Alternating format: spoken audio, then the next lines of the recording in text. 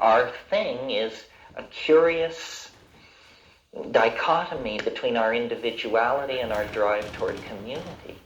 And technology is facilitating the drive toward community at this incredibly accelerated rate. Traffic is accelerating. Traffic is accelerating. And, my enthusiasm for psychedelic states of mind, I see simply as a kind of aboriginal precognitive anticipation of this state of electronic data fusion and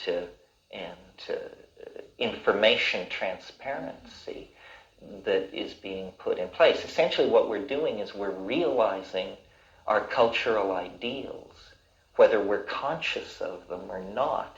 And one of our cultural ideals is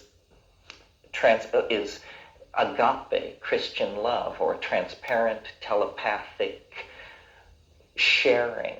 And so our technology becomes this, that's why we invented printing presses and clear windows and lingerie and the computer, and all of these things facilitate. Do you think that, everybody's reading the Celestine prophecy. What do you think about that? I think that's goes right in line with what you just said.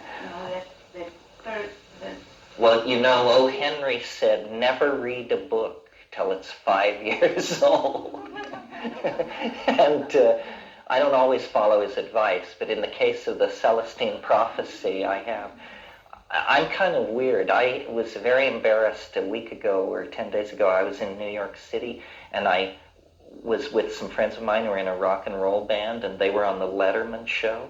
So I went with them to the Letterman show for the taping of the show. It was the Spin Doctors. And I had never seen the Letterman show.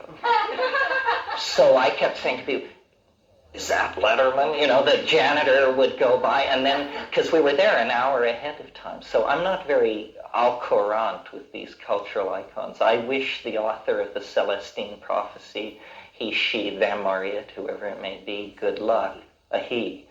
But I do, if what I've been able to glean from the ether about the Celestine prophecy is that it is a species of anticipatory, visionary breakthrough, right? Saying that the world is going to change beyond our possibility of recognizing it.